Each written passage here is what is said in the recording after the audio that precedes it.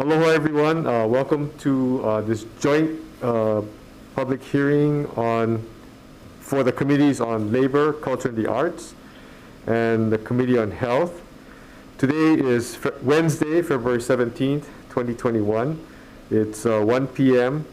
and we are in conference room 225.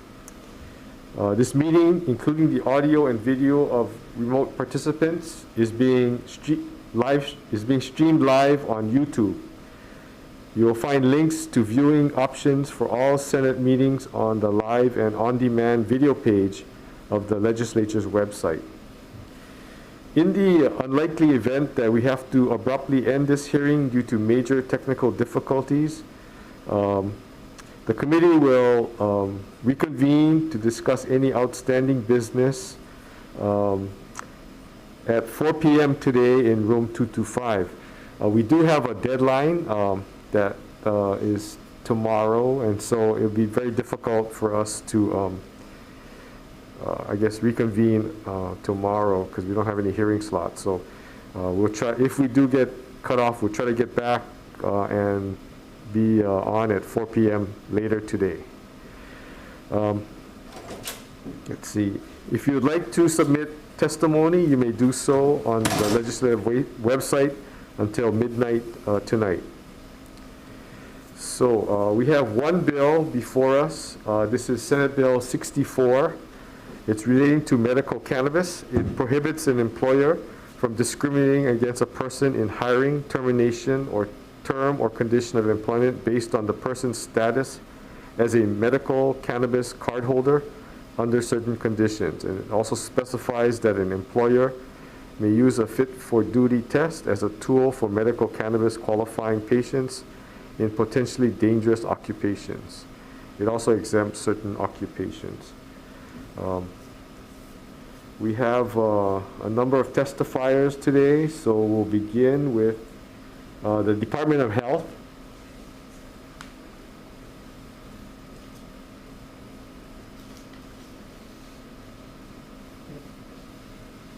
Department of Health?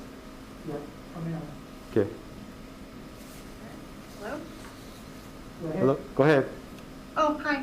Good afternoon, Chair Taniguchi, Chair Keoho Kalole, Vice Chair Baker, Vice Chair Ihara, and committee members. I'm Tammy Whitney from the Department of Health Medical Cannabis Registry Program. The department stands on its written testimony, offering comments, and is available should you have any questions. Thank you. Thank you. The Hawaii Civil Rights Commission. Thank you, Chair and members. Bill Hoshijo for the Hawaii Civil Rights Commission. We'll stand on our written testimony in support of the intent of the measure with concerns as laid out on page 2 of our testimony. Okay. Thank you. Hawaii Food Industry Association. Good afternoon, Chair, Vice Chair, committee members. I'm Alexis Chapman for HFIA. We are in opposition to this measure. We understand the intent, but unfortunately, there are a number of problems with this, and we do ask that it be held. Thank you. Thank you. Retail Merchants of Hawaii.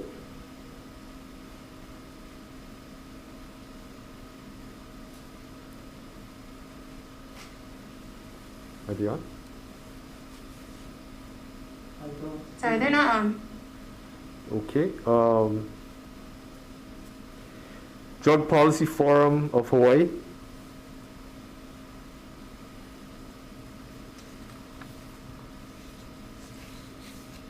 Here.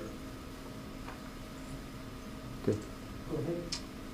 Good afternoon, Good afternoon. Chair Taniguchi, Chair Keoho Kalole, and members. My name is Nikos Leverins. I'm with the Drug Policy Forum of Hawaii. We're in strong support of this bill. I read through some of the testimony for today's hearings, and what we can see some of the stigma that still is around cannabis and medical cannabis users in particular. I noted an advertiser article from a few years ago, and this bill would provide protections to medical cannabis patients, even for employers like the Queens Medical Center, who would be able to prohibit medical cannabis or any cannabis use from doctors and nurses and people in care of patients But just simply because an office worker, or dare I say management, use medical cannabis, these people should be afforded protection under Hawaii law. Thank you very much. Thank you. Akamai Cannabis Clinic. Good morning, chairs, vice chairs, members of the committees. My name is Dr. Clifton Otto. I'm a cannabinoid medicine specialist in Hawaii, and thanks for the ability to make additional comments on this. I just wanted to highlight one of the points in my written testimony, which is the need for a way to accurately and quickly assess for cannabis use in the workplace. I don't think that a fit for duty test is really the right way to assess employees, because this will not pick up use in the near term and in the workplace. And so what I'm suggesting is that an amendment be made to the medical cannabis special fund to include a provision that would have the Department of Health promote the development of a locally made, accurate, rapid cannabis test that could be used in the workplace. We have some stellar biotech companies like Oceanit that have the capabilities to do this, but I think they just need a little bit of encouragement from the legislature and from the Department of Health. The problem right now is that employers are using a urine test that to test for acute use of cannabis in the workplace, and a test can be positive for weeks and does not accurately measure impairment from cannabis. So that's why I included this suggestion, and I hope you will consider this as an amendment to this bill. Thank you very much. Thank you. Scott Gould, Information.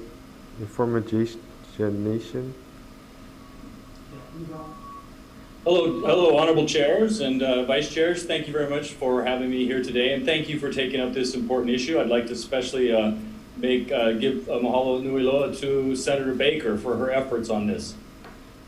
I was recently fired from Hawaiian Electric because of my medical cannabis use. I'd even asked them, and they said it'd be fine, but I was ended up fired. The result of this is it cost everybody about $1 million worth of training. We have, as Dr. Clifton Otto just said, we use a very blunt measure, which is the urine screen. Cannabis resides in our fat stores.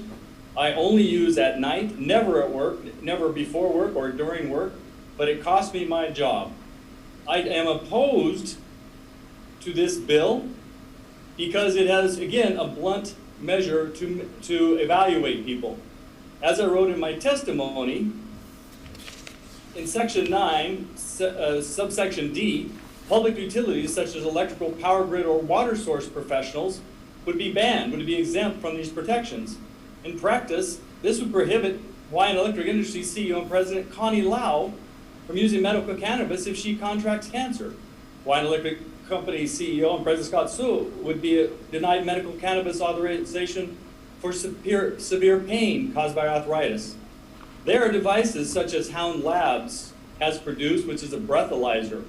Something like this is more appropriate. We are now saying a secretary that works in one of these industries should not be able to use medical cannabis. This is not the way to measure what people should or should not do. In Hawaii Revised Statutes 329.125.5, Section B, for the purposes of medical care, cannabis is thought to be equivalent of any other medication. So consider this, when dealing with scientists, medical experts, healthcare professionals, cannabis is equivalent to any other prescribed medication. Therefore, I could get fired using medical cannabis, yet use an opioid, which is killing almost 500,000 people, more people than COVID in our country. This measure is not addressing the main issue here. So I ask that we oppose this and put it back to the drawing board until we get something more appropriate. Thank you very much for your time. Thank you. Robert Riley.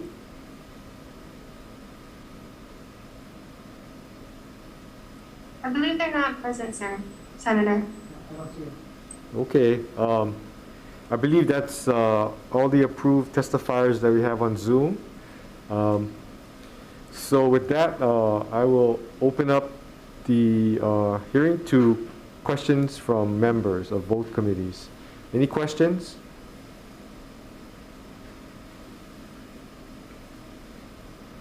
No questions?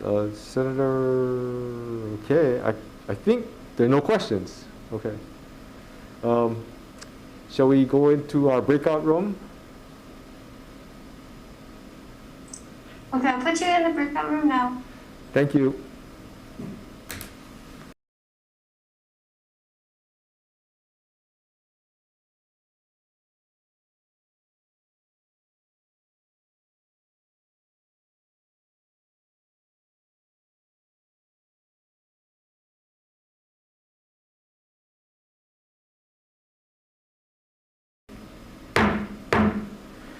Welcome back. This is a joint committee hearing with the committees on labor, culture and the arts, and health.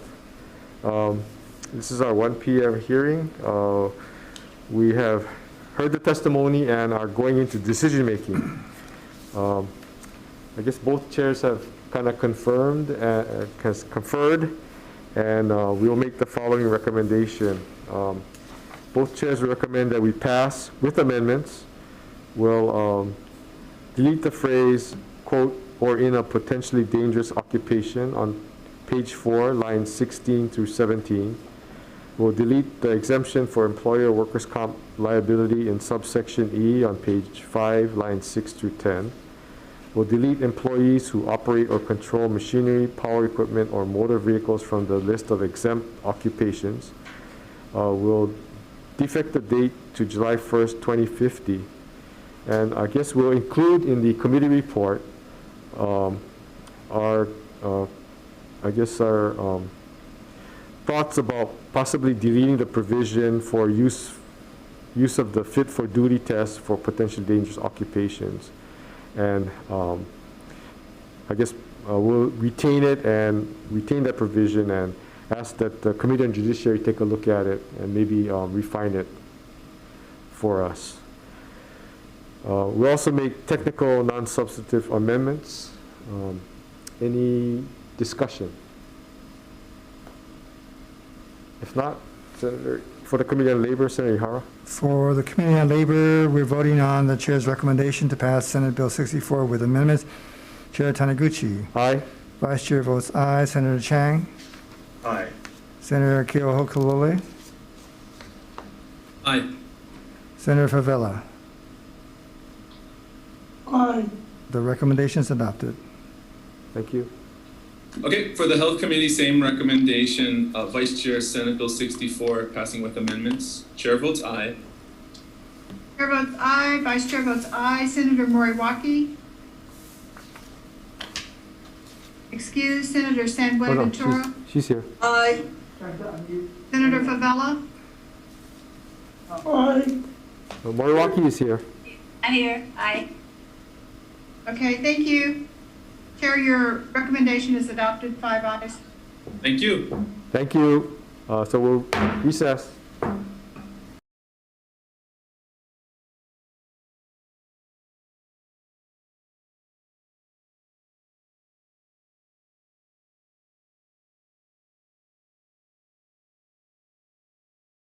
Our Health Committee, Wednesday, February 17th, 1 p.m. agenda, which is a carryover agenda from last Wednesday, the 12th.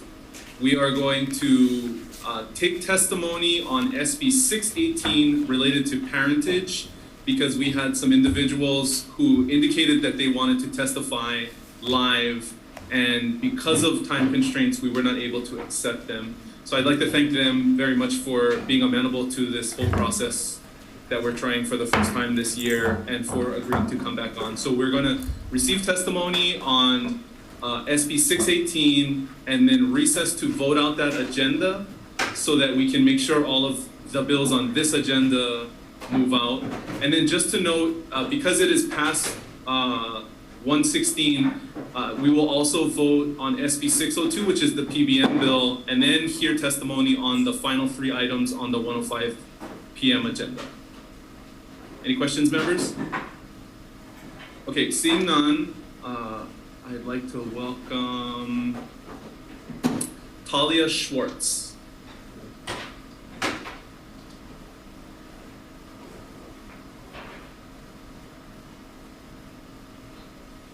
Talia, are you there? Okay, we'll try to come back. Next we have Alexandra Balgos.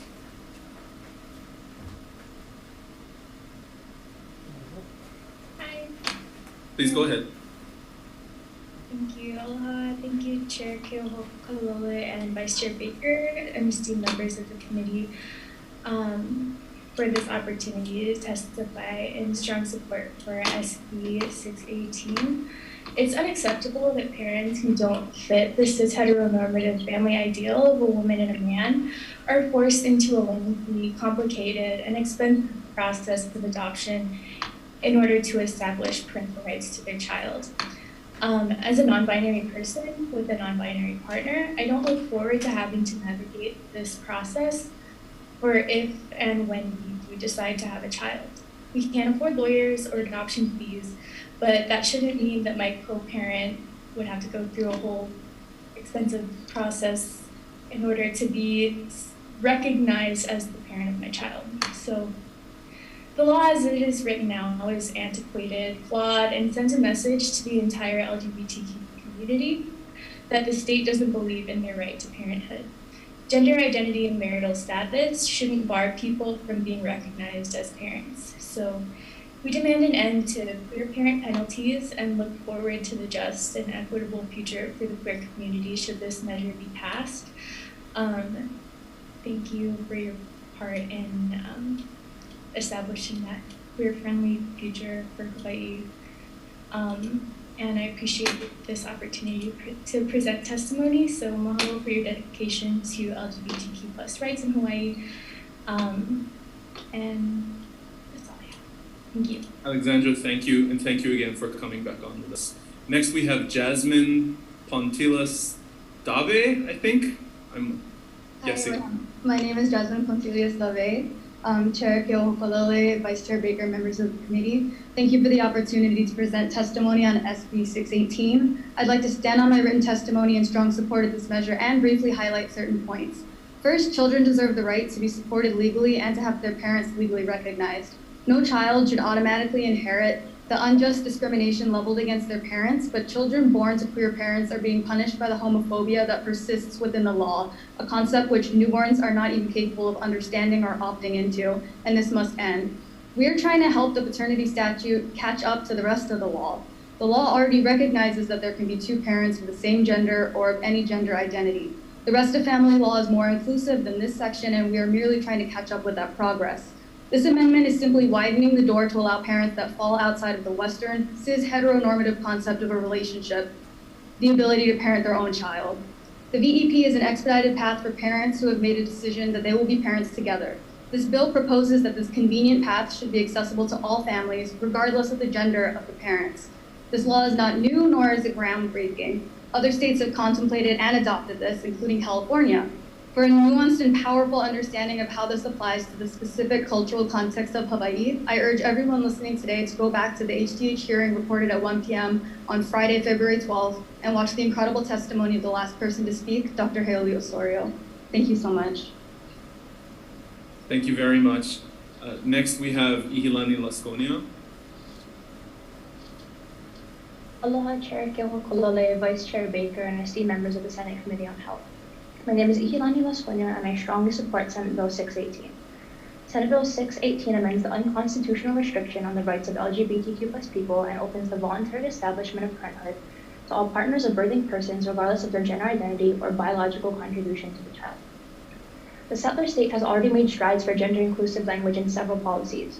SB 618 would not only allow for our verbiage to change, but create tangible solutions for the quality of life for LGBTQ+ parents and their KP to improve greatly. One of the greatest ways this will happen is through the elimination of the egregious cost for the non-gestational parent to adopt their child. Not only is this process extremely extortionate, but the system in which these parents must go through is absurdly protracted and traumatizing. LGBTQ+ parents should not have to pay a ransom, whether it be through time or money, to validate a relationship that only we should have jurisdiction over in the first place.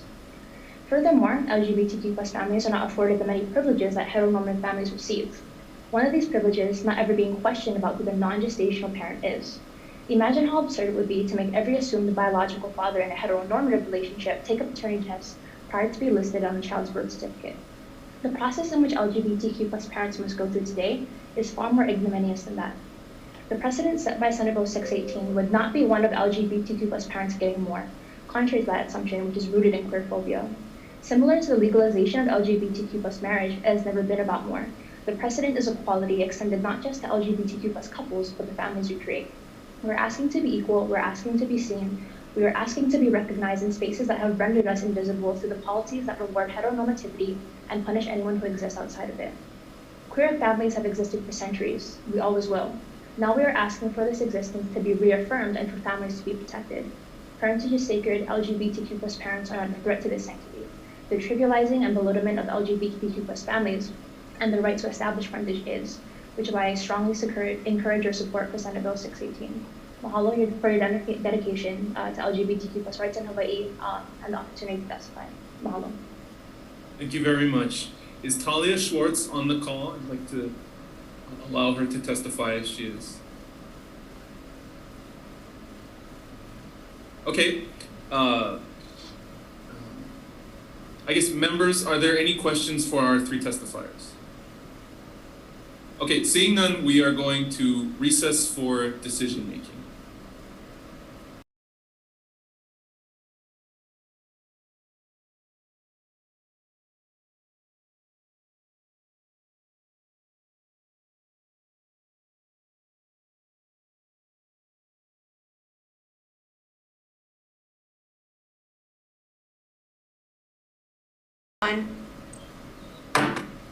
Okay, we are going to reconvene for decision making on the 1 p.m. agenda. Again, I'd like to thank the members of the public and our testifiers for being patient with us and allowing us to work through this agenda. The first item on the agenda is Senate Bill 827 relating to breast cancer screening. I'm going to recommend that we pass this bill with amendments. I'd like to add health maintenance organizations to the legislations left out in the draft. I'd also like to accept the amendments submitted by Kaiser so that there's some clarity between a first-time screening and an annual screening, and defect the effective date to July 1st, 2050. Any discussion? Okay, seeing none, Vice Chair SB 827, passing with amendments. Chair votes aye. Vice Chair, you are on mute. Sorry. You're good now. Okay, I was going to say, it didn't look like I was muted. Okay, Chair votes aye, Vice Chair votes aye. Senator Moriwaki? Aye. Senator Sam Buenaventura? Aye. Senator Favela? Aye. Chair, your recommendation is adopted. Thank you very much. Next measure, SB 25, related. This is relating to HIV care for minors. I'm going to accept the Kaiser amendments relating to physician's assistants, and there are also technical amendments. So passing with amendments. Any discussion? Okay, seeing none, Vice Chair SB 25, passing with amendments. Chair votes aye. Chair votes aye. Vice Chair votes aye. Senator Moriwaki? Aye. Senator Sam Buenaventura? Aye. Senator Favela? Aye. Measures adopted, Chair. Thank you very much. The next measure is SB 1086, related to the repeal of the Hawaii Health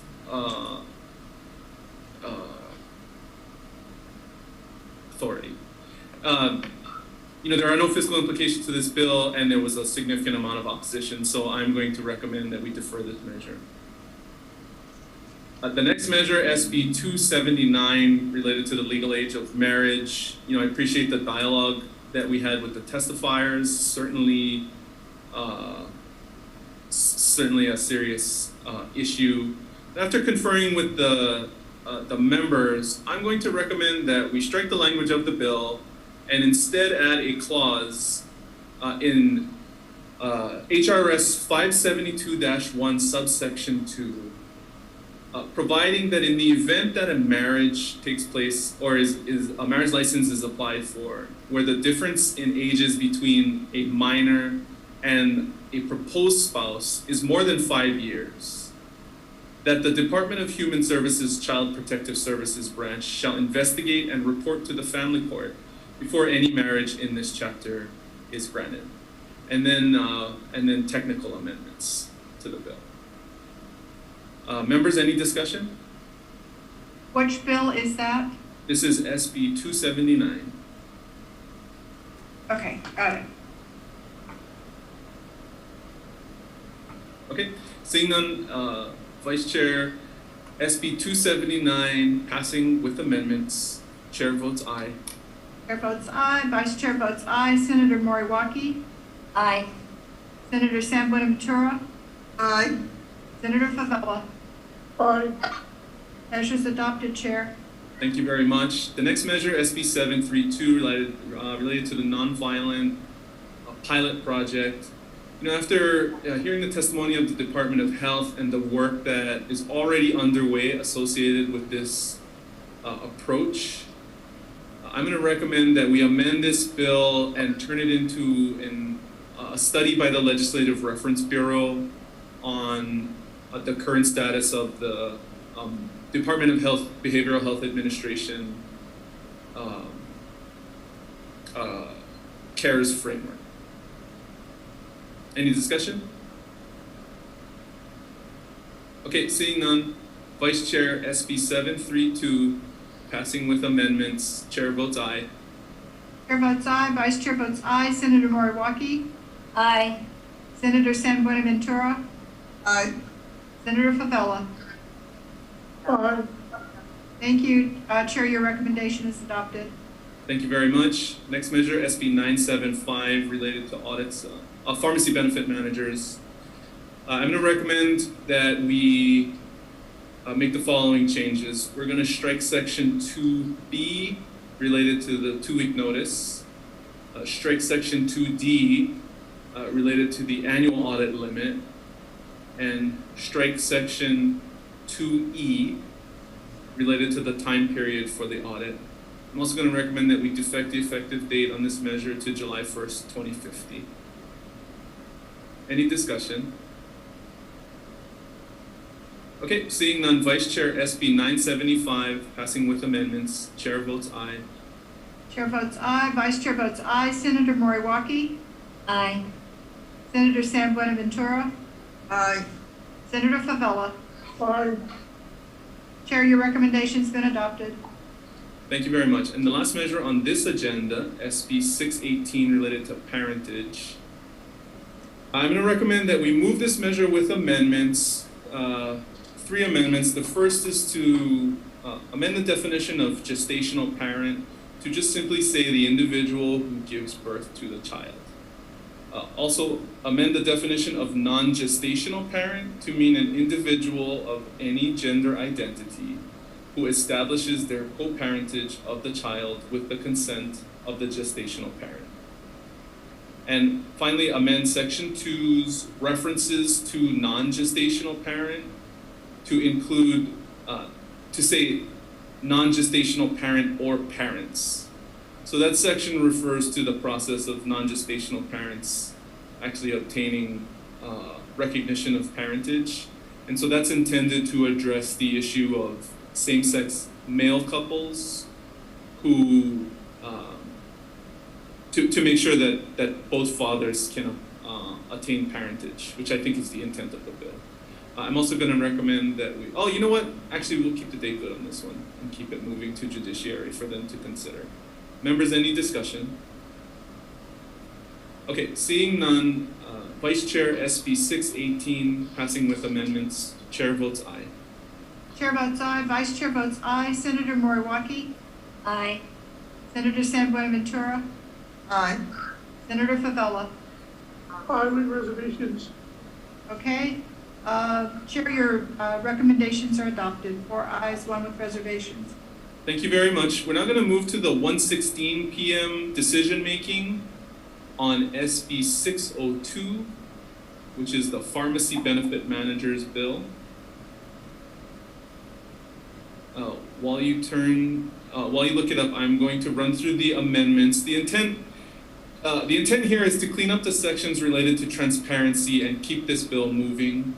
So I'm going to recommend that we strike section 3A, because I think 3B is sufficient. Strike section 3C related to spread pricing. In section 3, also remove the annual examination requirement for the insurance commissioner, but keep the reporting. And then also I'm going to accept the insurance commissioner recommendations in the definition section in section 4.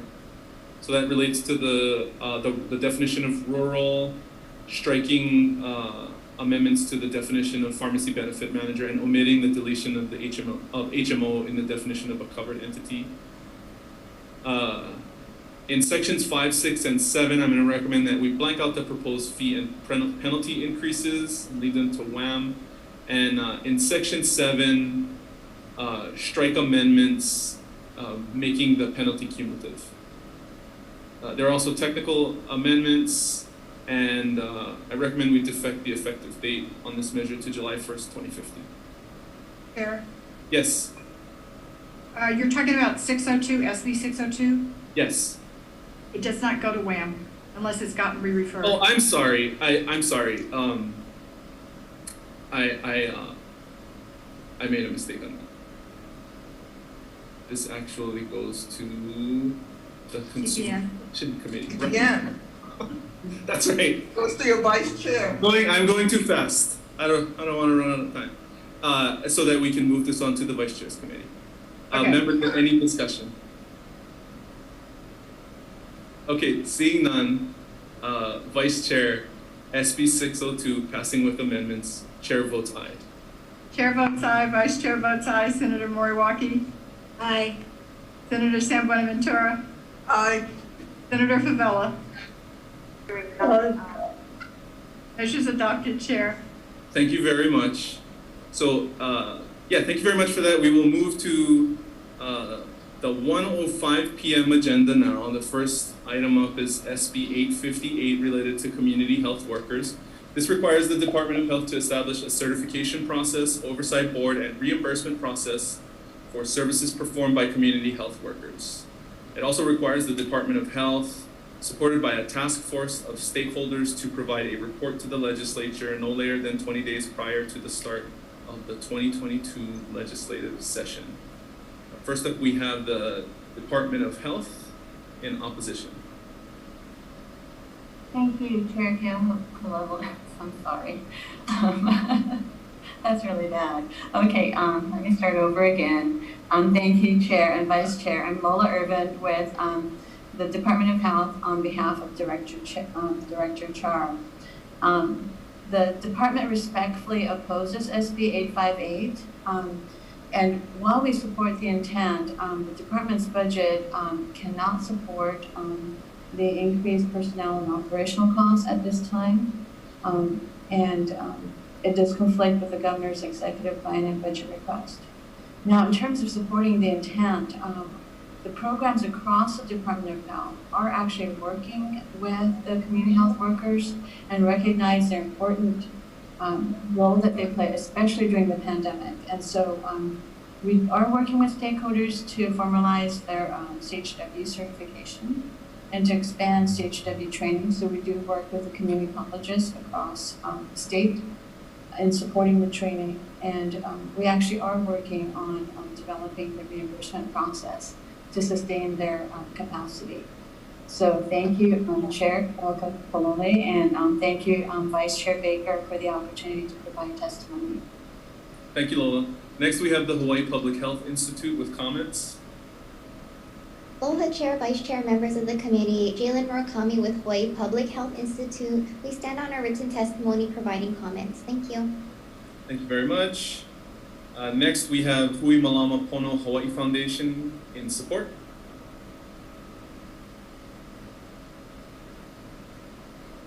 Ilima DeCosta. I believe they're not present. Okay, thank you. Next, for the Ka'u Rural Health Community Association, Jessany Marquez in support. You are on mute. Oh, sorry. Please proceed. Thank you. Okay, am I okay? Yes. Oh, okay. Thank you, Senator Keo Kadome and committee members. My name is Jessany Marks. I'm also known as Auntie Jessie Marks. I am testifying in support of Senate Bill 858. As the Executive Director of Ka'u Rural Health Community Association, a community-based nonprofit organization, I have been selected as Hawaii's COVID-19 Community Engagement Liaison by the National Association of Community Health Workers and Morehouse School of Medicine. We also received funding from the National COVID-19 Response Network and also the Community Bridges Program, and have been invited to serve on the National COVID Response Network as a board of director and a member of National Community Health Workers.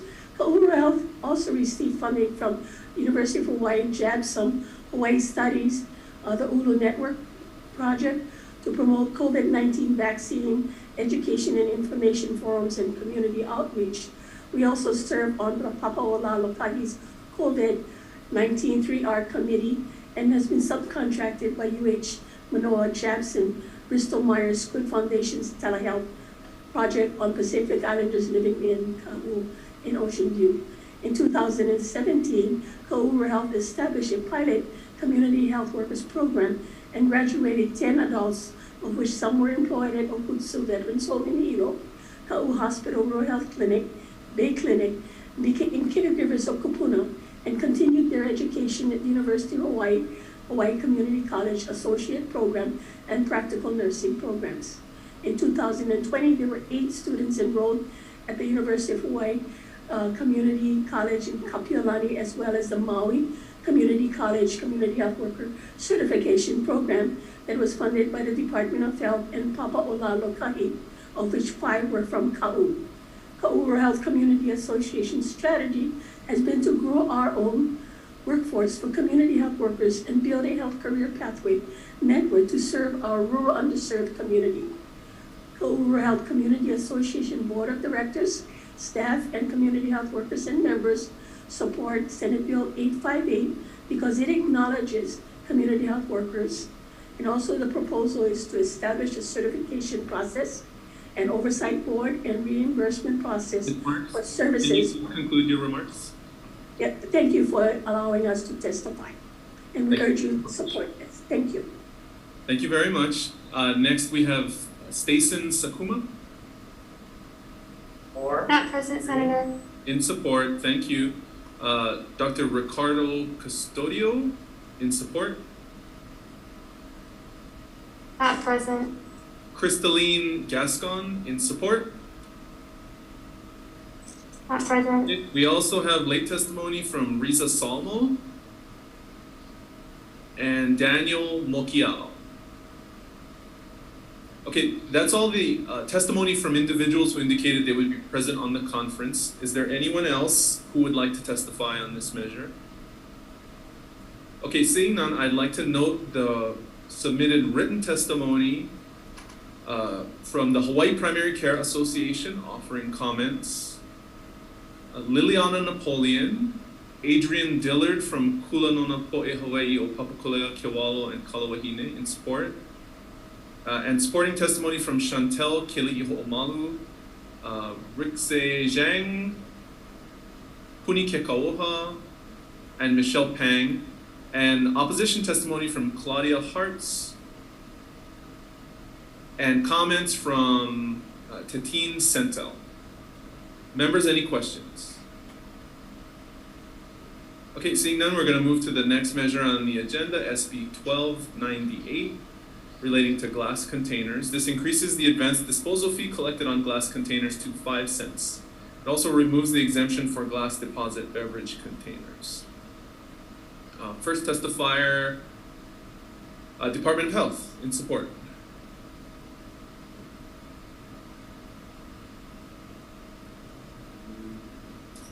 Good afternoon, Chair Ke'oho Kalole and Vice Chair Baker and Senators. My name is Michael Burke. I'm with the Department of Health's Office of Solid Waste Management, and the department stands on its written testimony in support of this bill. Thank you very much. Next we have the Hawaii Food Industry Association, Lauren Zerbo. Oh, I'm sorry, Alexis Chapman in opposition. afternoon again, Chair, Vice Chair, members of the committee. I'm Alexis Chapman for HFIA. We're in opposition to this measure. We believe that prior to making any changes to the advanced disposal fee, it's necessary to fix the existing problems with the High Five program.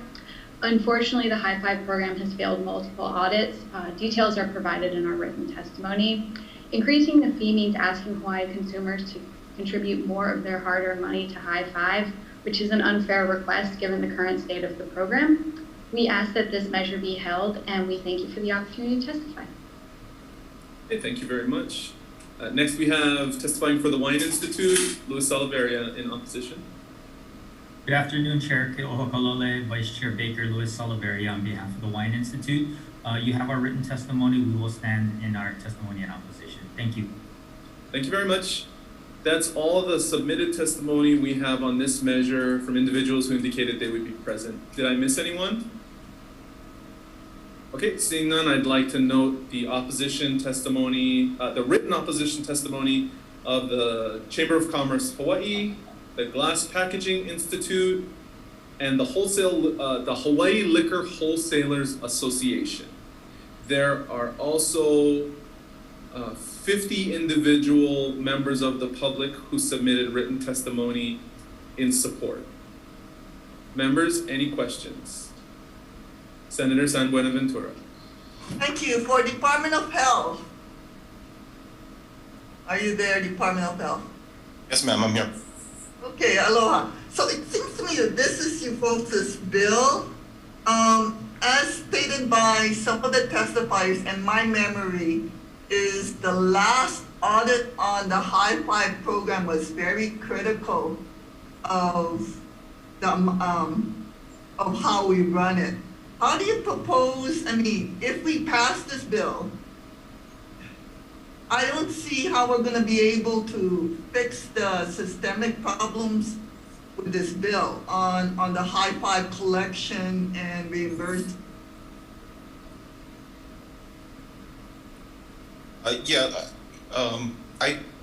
This was not introduced by the Department of Health, so this isn't our bill.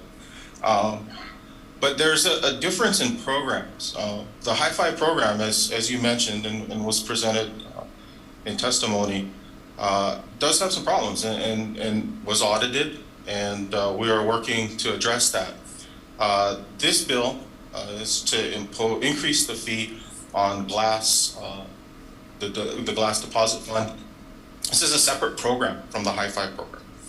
And this is largely the funds that are the funds that are collected from this this law for this program are passed through to the counties, so that the counties can run glass recycling programs, particularly on the neighbor islands where costs are more expensive, and so it's outside of the High Five program.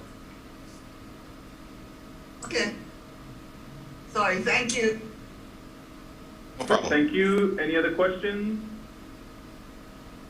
Okay, seeing none, we're going to move to the last measure on the agenda, SB 553, relating to smoking. This allows the governor to order mitigating measures, including prohibiting smoking in multi-unit residences during an emergency order to stay at home.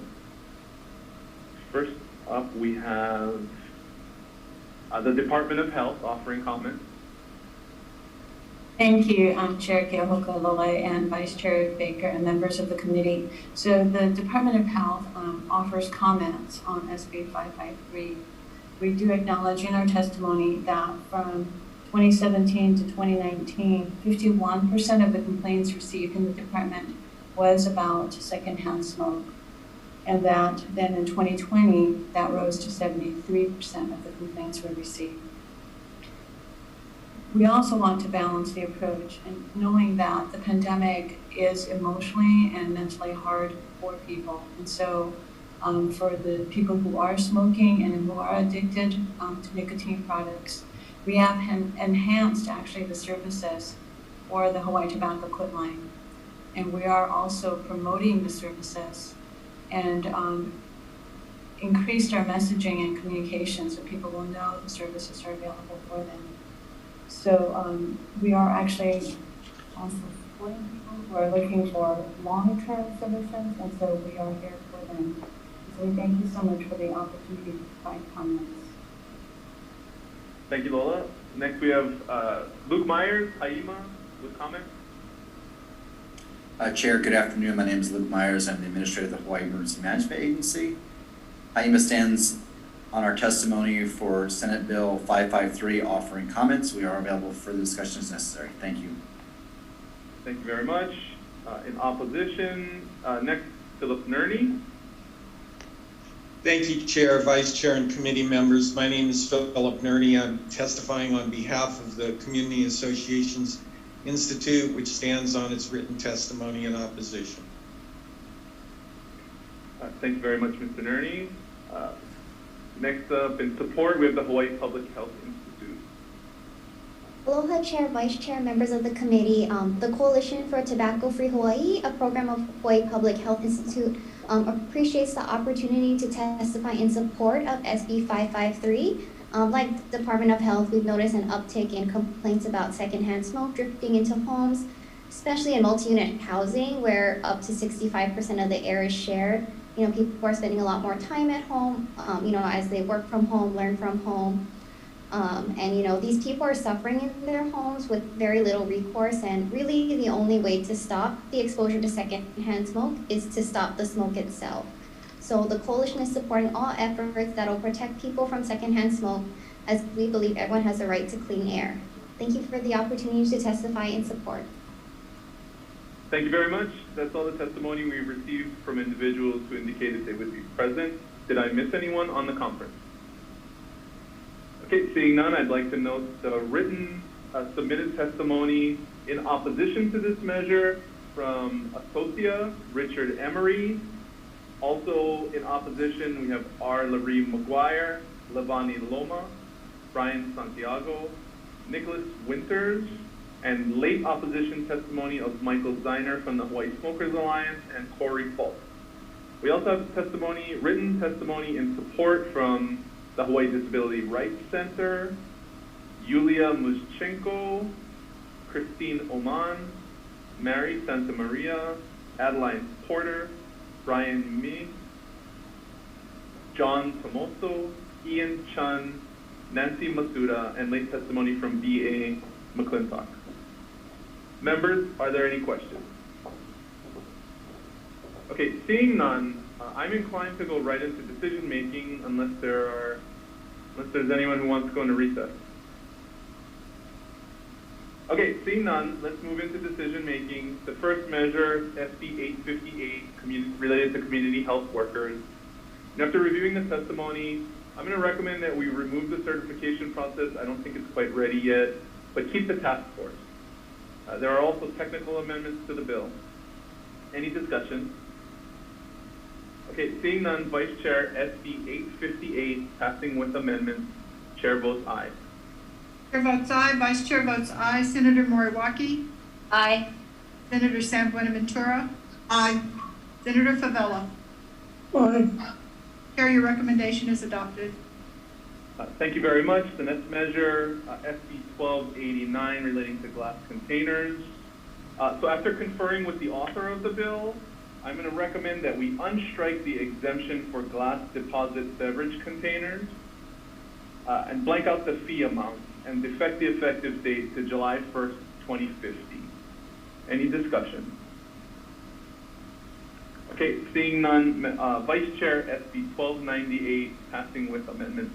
Chair votes aye. Chair votes aye. Vice Chair votes aye. Senator Moriwaki? Aye. Senator San Buenaventura? Aye. Senator Favela? Aye. I'm sorry? Aye. Aye? Thank you. Chair, your recommendation is adopted. Thank you very much. The last item on the agenda, SB 553, related to the emergency order authority for to prohibit smoking. You know, after reviewing the testimony, I find the Haima testimony compelling. HRS 127A-13, subsection A, or paragraph A, subsection 1, already provides the governor with the emergency authority to segregate persons who are the source of contamination in any case where, in the governor's opinion, the existing laws are not adequate to assure the public health and safety. So, as I mentioned before, the governor's emergency powers are extremely broad, and I think in this specific case, the power that the advocates are requesting to be placed in the governor's office already exists. So with that, I recommend we defer this measure. Any discussion? Okay, seeing none, on that note, members, thank you very much for sticking with us through the Health Committee agenda. We are adjourned.